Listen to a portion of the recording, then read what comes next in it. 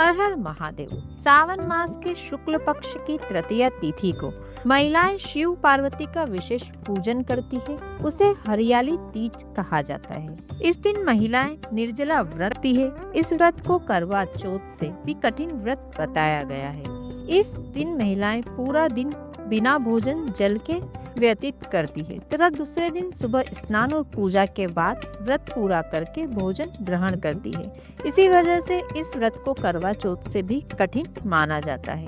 इस दिन जगह जगह झूले पड़ते हैं। इस त्योहार में स्त्रियां हरा लहरिया या हरी चुनरी में गीत गाती है, मेहंदी लगाती है, शोला श्रृंगार करती है और झूला झूलती है, नाचती है। हरियाली तीज के दिन अनेक स्थानों पर मेले लगते हैं और माता पार्वती की सवारी बड़े धूमधाम से निकाली जाती है। आइए शुरू करते हैं हरियाली की व्रत कथा।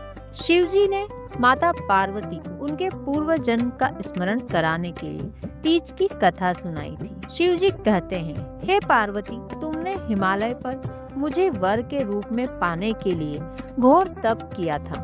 अन्न जल त्यागा, पत्ते खाए, सर्दी गर्मी बरसात में कष्ट सहे। तुम्हारे पिता दुखी थे। नारद जी एक बार तुम्हारे घर पधारे और कहा, मैं विष्णु जी के भेजने पर आया हूँ। वह आपकी कन्या से प्रसन्न होकर विवाह करना चाहते हैं, तो आप अपनी राय बताएं। पर्वतराज प्रसन्नता से तुम्हारा विवाह विष्णु जी से करने को तैयार हो गए।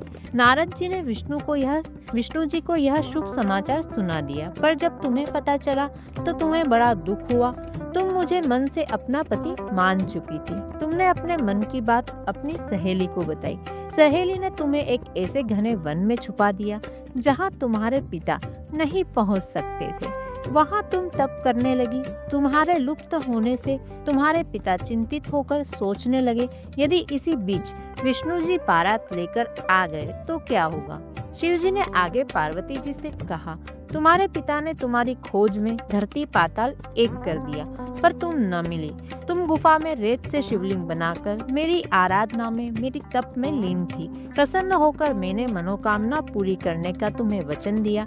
तुम्हारे पिता खोजते हुए गुफा तक पहुँचे। तुमने बताया कि अधिकांश जीवन शिव जी को पति रूप में पाने के लिए तुमने तप में बिताया है। आज तप सफल रहा। शिव जी ने मेरा वरण कर लिया। मैं आपके साथ एक ही शर्त पर घर चलूंगी, यदि आप मेरा विवाह शिव जी से करने को राजी हो। तब पर्वतराज मान गए। बाद में विधि विधान से हमारा विवाह हुआ। हे पार्वती, जो तुमने कठोर व्रत किया था उसी के फलस्वरूप हमारा विवाह हो सका है। इस व्रत को निष्ठा से करने वाली स्त्री को मैं मनवांछित फल देता हूँ। उसे तुम जैसा अचल सुहाग का वरदान प्रदान करता हूँ। इस व्रत को करने से स्त्रियों को सुहाग और सौभाग्य दोनों की प्राप्ति होती है।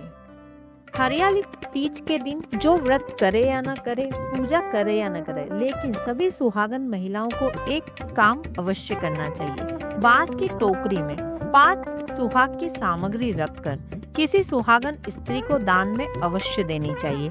इससे आपको अमर सुहाग की प्राप्ति होती है। आपका सुहाग अखंड सौभाग्य को प्राप्त होता है। ऐसी ही और 30 त्योहारों की कथाओं को सुनने के लिए चैनल को सब्सक्राइब करके कमेंट में हर हर महादेव अवश्य लिखें। वीडियो देखने के लिए आपका धन्यवाद।